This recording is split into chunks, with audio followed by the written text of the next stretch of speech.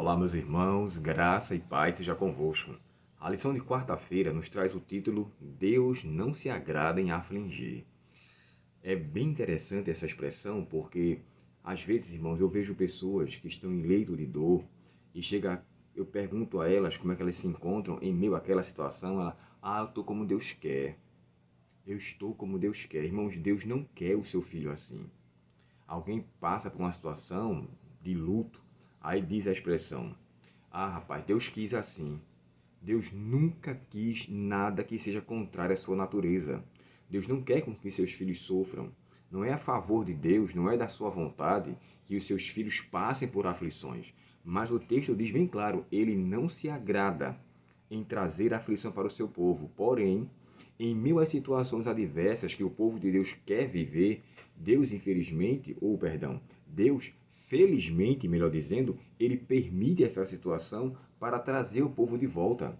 Ele permite as dificuldades para com que elas sirvam de disciplina e eles retornem então. O Paulo fala em relação à Bíblia, quando fala assim, toda a escritura é divinamente inspirada por Deus e útil para o ensino, para a repreensão, para a correção.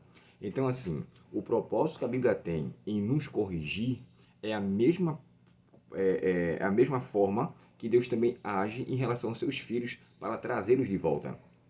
E é dito aqui, né, por várias vezes, Esdras 5, verso 12, fala que o povo passou por aflição por eles ter escolhido se rebelar. Eles se rebelaram contra Deus e o pecado envolvia idolatria, promiscuidade, sabe, assassinato para com os filhos. O povo estava realmente muito mal naquele período e foi levado cativo para a Babilônia. O próprio texto de Crônicas descreve que eles zombaram de Deus, zombaram dos seus mensageiros, caçoavam dos seus profetas. Então, assim, aquilo que Jesus falou de Jerusalém era muito claro em relação ao povo de Israel no passado, quando ele disse assim: Jerusalém, Jerusalém, que mata os profetas e apedrejam aqueles que lhes são enviados. Quantas vezes eu quis juntar vocês? Quantas vezes, sob minhas asas, ou seja, sob meus cuidados, eu queria com que vocês estivessem junto de mim. E ele chega a descrever depois no próprio Salmos, o Salmos 81, dá um cântico muito lindo, diz assim, ó, Salmo 81, verso 11. O meu povo, no entanto, não mais quis ouvir. Eu, o Senhor, o Deus, os tirei da terra do Egito. Por isso, não deixei que seguissem seus desejos teimosos e vivessem de acordo com as suas próprias ideias. Se meu povo me escutasse! Quem dera Israel andasse em meus caminhos. Então eu derrotaria seus inimigos sem demora. Minhas mãos cairiam sobre seus adversários. Essa era a promessa de Deus. Salmo 81 e o verso 11 a 14. Deus queria que o povo se voltasse para ele unicamente para poder protegê-los. O texto no livro de Jeremias descreve que eles também desprezavam os profetas. E agora, naquele momento, Jeremias 51, verso 24, 25 e 44, fala que agora a calamidade veio contra a Babilônia por eles terem feito sofrer demais o povo de Israel.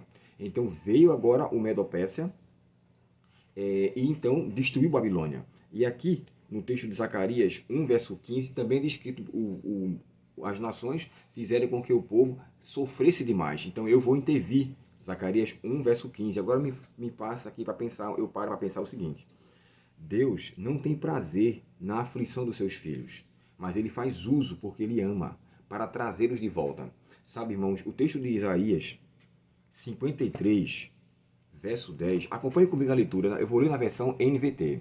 Aqui diz assim, ó, fazia parte, presta atenção, Deus não se agrada em afligir, mas aqui ele mostra prazer na aflição em uma outra situação. Ouçam comigo o texto. Isaías 53, verso 10 diz assim, fazia parte do plano de Deus esmagá-lo e causar-lhe dor. Quando, porém, sua vida for entregue como oferta pelo pecado, ele terá muitos descendentes, terá vida longa e o plano do Senhor prosperará em suas mãos. Quando ele vir tudo que resultar de sua angústia, ficará satisfeito.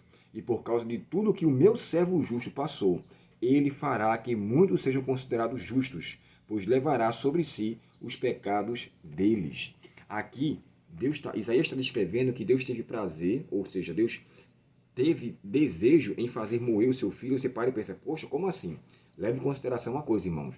Não foi Deus que castigou Jesus para com que ele nos resgatasse. Jesus escolheu. Ele chegou a dizer, eu tenho poder para dar a minha vida e poder para retê-la. E ninguém a toma de mim mesmo, porque eu a dou voluntariamente.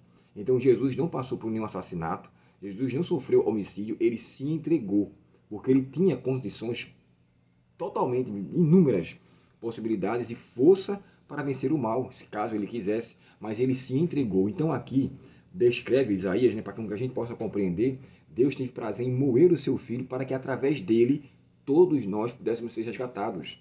Sabe, irmãos, quem hoje sabe levar em consideração a aflição que passa, pequena, hoje, e passa com perseverança dentro de Deus, ele não passará pela aflição quando Cristo voltar de um abandono de sua presença. Então, por mais difícil que seja hoje, em nome de Jesus, passe com perseverança a aflição. Não dê as costas. Por mais difícil que seja, saiba, Deus não tem prazer no sofrimento humano. Deus não tem prazer no que seus filhos sofram.